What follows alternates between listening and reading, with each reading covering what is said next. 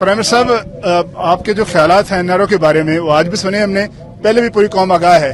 आपकी साथी जमात का एक डेलीगेशन जाके जेल में मिला है शहबाज शरीफ साहब से और कौमी डायलॉग की बात हुई है। उसके बदले में जवाब में फजल रहमान साहब कह रहे हैं, मरियम कह रही है हमने आपको उल्टा एनआरओ नहीं देना और हमने कोई डायलॉग नहीं करना। तो ये क्या कहानी क्या चल रही है?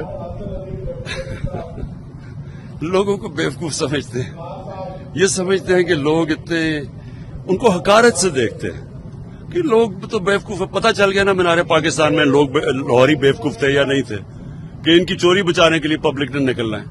सारी कौम जानती है, 30 साल से जानती है किस तरह ये मुल्क से इन्होंने जो जुल्म किया है। सारे बाहर देखते हैं इतने इतने अरबों रुपए इनके बच्चे रह रहे हैं, यानी वहां कोई शहजादे भी नहीं रह सकते जिस तरह इनके बच्चे रह रहे हैं। एक रसीद नहीं बता सकते कि पैसा किधर से आया। तो सब जानती है कौम। इसलिए मुझे तो इनसे जवाब इनका क्या दूं, लेकिन मैं ये समझता हूं कि जो भी जिसने भी आज तक ये समझा ना कि कौम बेवकूफ है, उससे ज्यादा बेवकूफ इंसान नहीं। अच्छा खान साहब, ये बताइएगा कि शुरू से ही हम देख रहे हैं कि आप इकोनॉमी पे बहुत फोकस हैं और आए रोज जो आप ट्वीट्स करते हैं जो इशारियों के हवाले से, माशी इशारियों के हवाले से, वो भी हम देखते हैं। लेकिन अब आगे जो है हम IMF की तरफ जा रहे हैं। सवाल ये है कि क्या कोई बिजली की कीमतों में इजाफे का इम्कान है? कोई आपने इजाजत दी है? आगे IMF के हवाले से क्या आप राय रखते हैं, क्या प्लान है? देखिए, अभी ये डिस्कस हो रहा है, इसके ऊपर तो मैं कौम से बात करूंगा। जो बिजली का इशू है, बिजली का इशू क्या है? हमने कॉन्ट्रैक्ट्स वो साइन किए हैं जिसमें महंगी हमारी जो बिजली है वो सारे बड़े सगीर में सबसे महंगी बिजली है, और जो हम जिस कीमत पे बेच रहे हैं लोगों को बिजली, उसमें और जिसमें बना रहे हैं तकरीबन 3 रुपए का फर्क है। अब अगर हम बिजली की कीमत नहीं बढ़ाते तो कर्जे बढ़ रहे हैं, जो सर्कुलर डेट जिसे कहते हैं वो बढ़ती जा रही है। हम उधर फंसे हुए हैं। हम और भी काफी चीजें कर रहे हैं, कोशिश कर रहे हैं कि कीमतें ना बढ़े और लोगों के ऊपर बोझ ना पड़े, लेकिन मुश्किल ये पड़ी हुई है कि हम ये कैसे करें कि कॉन्ट्रैक्ट्स जो साइन किए हुए हैं, जो बिजली उसमें बनाई जा रही है, हम उस यानी अगर हम कीमत नहीं बढ़ाते तो क्या करें? वो कर्जे बढ़ रहे हैं और कर्जे इतने बढ़ चुके हैं कि वो एक मुल्क के ऊपर एक पूरा बोझ बन गया है।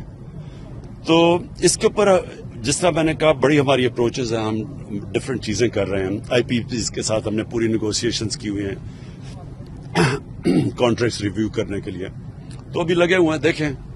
ऑनरेबल प्राइम मिनिस्टर साहब, ये बताइएगा कि आज एक तो हम चकवाल आए, हमने आपकी तकरीर में सुना था ऑलिव ऑयल के बारे में और ऑलिव्स के बारे में। हमने आज खुद जाके वो विजिट भी किया ऑलिव्स की जो थी, और हमें बड़ा अच्छा लगा कि वो बड़े उनका टारगेट 86,000 एकड़ का वो जुलाई का उनका टारगेट है।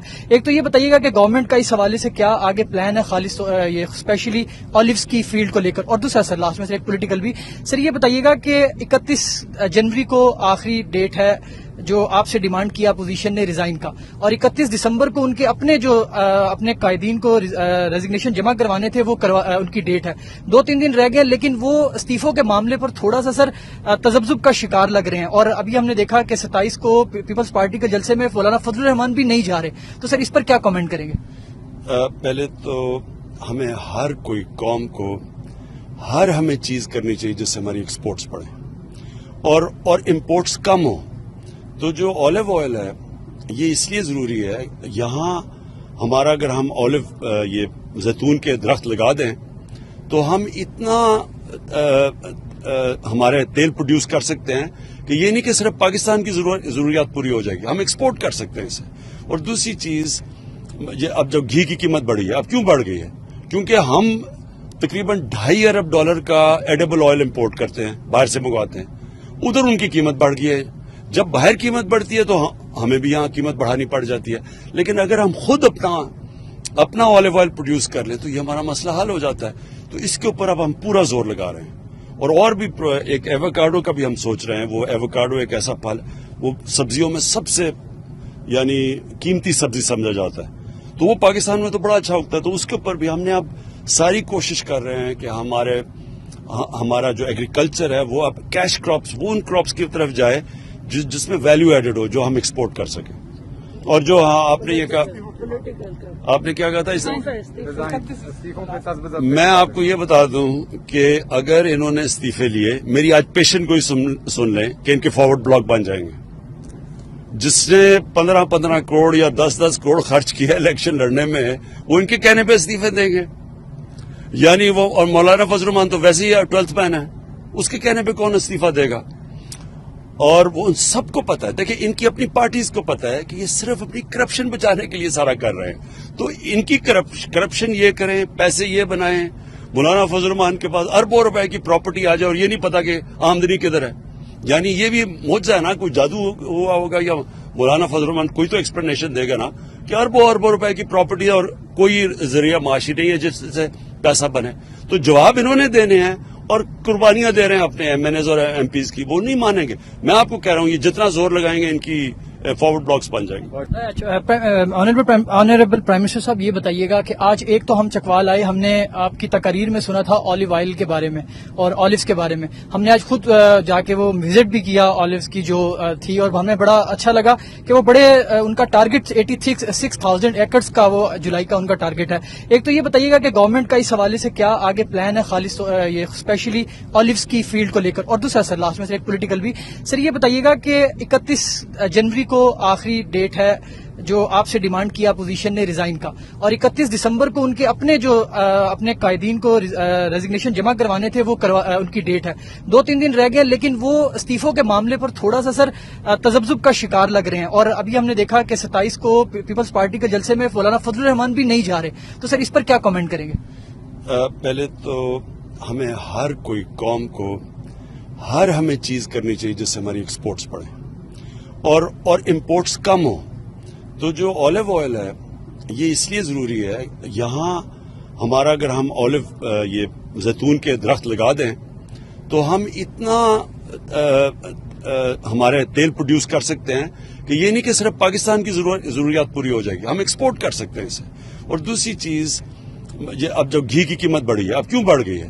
کیونکہ ہم تقریباً $2.5 ارب کا ایڈیبل آئل امپورٹ کرتے ہیں، باہر سے منگواتے ہیں، ادھر ان کی قیمت بڑھ گئی ہے۔ جب باہر قیمت بڑھتی ہے تو ہمیں بھی یہاں قیمت بڑھانی پڑ جاتی ہے، لیکن اگر ہم خود اپنا آلیو آئل پروڈیوس کر لیں تو یہ ہمارا مسئلہ حل ہو جاتا ہے۔ تو اس کے اوپر اب ہم پورا زور لگا رہے ہیں، اور بھی ایک ایووکاڈو کا بھی ہم سوچ رہے ہیں۔ وہ ایووکاڈو ایک ایسا پھل، وہ سبزیوں میں سب سے یعنی قیمتی سبزی سمجھا جاتا ہے، تو وہ پاکستان میں تو بڑا اچھا اگتا ہے، تو اس کے اوپر بھی ہم نے اب ساری کوشش کر رہے ہیں کہ ہمارا جو ایگریکلچر ہے وہ اب کیش کراپس، وہ ان کراپس کی طرف جائے جس میں ویلیو ایڈڈ ہو، جو ہم ایکسپورٹ کر سکیں۔ اور جو آپ نے یہ کہا، آپ نے کیا کہا تھا اس میں آپ کو یہ بتا دوں کہ اگر انہوں نے استعفے لیے، میری آج پیشنٹ کو ہی سن لیں کہ ان کے فارورڈ بلاک بن جائیں گے۔ جس نے 15 کروڑ یا 10 کروڑ خرچ کیا الیکشن لڑنے میں، وہ ان کے کہنے پہ استعفے دیں گے، یعنی وہ، اور مولانا فضل الرحمان تو ویسے ہی 12th مین ہے، اس کے کہنے پہ کون استعفیٰ دے گا؟ اور وہ ان سب کو پتا ہے، دیکھیں ان کی اپنی پارٹیز کو پتا ہے کہ یہ صرف اپنی کرپشن بچانے کے لیے سارا کر رہے ہیں، تو ان کی کرپشن یہ کریں، پیسے یہ بنائیں، مولانا فضل الرحمان کے پاس اربوں روپے کی پراپرٹی آ جائے اور یہ نہیں پتا کہ آمدنی کدھر ہے، یعنی یہ بھی معجزہ ہے نا، کوئی جادو ہوا ہوگا، یا مولانا فضل الرحمان کوئی تو ایکسپلینیشن دے گا نا کہ اربوں روپے کی پراپرٹی اور کوئی ذریعہ معاشی نہیں ہے جس سے پیسہ بنے، تو جواب انہوں نے دینے ہیں اور قربانیاں دے رہے ہیں اپنے ایم این ایز اور ایم پیز کی، وہ نہیں مانیں گے۔ میں آپ کو کہہ رہا ہوں یہ جتنا زور لگائیں گے ان کی فارورڈ بلاکس بن جائیں گے۔